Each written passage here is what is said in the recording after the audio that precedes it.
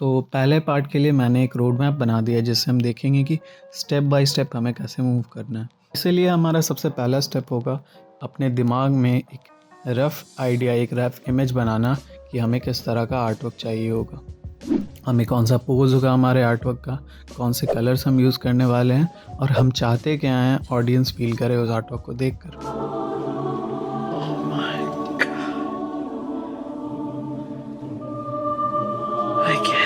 जब हमें एक बेसिक आइडिया लग जाए कि हमें किस तरह का आर्ट वर्क बनाना है, तो फिर उसके लिए हमें रेफरेंसेस इकट्ठा करनी होगी। कौन कौन से पोजेज़ हम यूज़ करने वाले हैं, कौन से कलर्स हम यूज़ करेंगे, बैकग्राउंड्स के लिए हमें रेफरेंसेस चाहिए होंगे और डिफरेंट तरह के इफ़ेक्ट्स चाहिए होंगे। तो उन सब को हम बहुत सारे डिफरेंट साइट से ढूंढ सकते हैं। फॉर एग्ज़ाम्पल मैं यूजुअली यूज़ करता हूँ पिंटरेस्ट को, या फिर गूगल इमेजेस को यूज़ कर सकते हैं आप।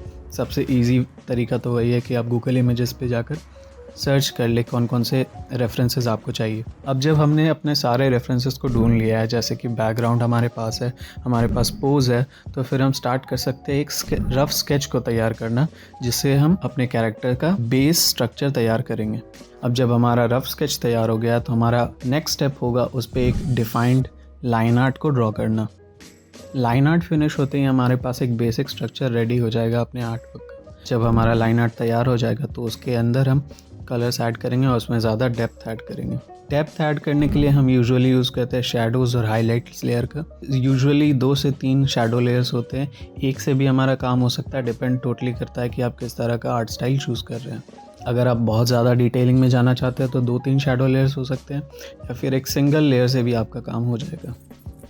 अब हमारा पूरा इलस्ट्रेशन डिफरेंट लेयर्स में डिवाइडेड होता है और हर एक लेयर का अपना एक फंक्शन होता है। तो धीरे धीरे हम हर एक लेयर के थ्रू मूव करेंगे और देखेंगे कि किस लेयर का क्या फंक्शन होगा। ज़्यादा बेटर अंडरस्टैंडिंग के लिए यहाँ पर मैंने अपना एक पुराना आर्टवर्क ओपन करके रखा है। इस प्रोजेक्ट में हम एक एक लेयर को देखेंगे और समझेंगे कि किस लेयर का क्या फंक्शन है। अगर आप लेयर्स पैनल में आ जाए इधर, तो आप देख सकते हैं कि बहुत सारे डिफरेंट लेयर्स हैं। तो पहला लेयर जो है वो है हमारा बेस लेयर।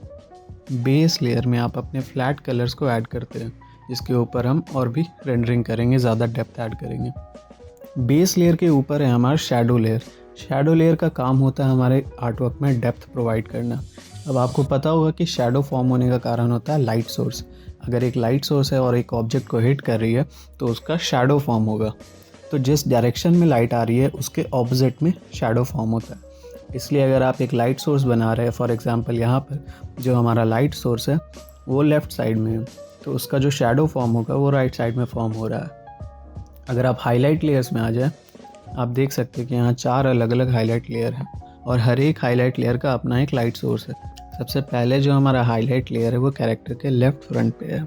इसके बाद हमारे पास एक डिफ्यूज़ लाइट का सोर्स है, जो कि एक फायर का इफेक्ट है जो मैंने कैरेक्टर के आगे ऐड किया है। उसके बारे में आगे बात करेंगे, तब तक चलते हैं दूसरे रिम लाइट लेयर पर। रिम लाइट का मतलब होता है कि अगर एक कैरेक्टर के पीछे कोई लाइट सोर्स है तो उसका इफेक्ट हमारे कैरेक्टर के एजेस पे शो होगा।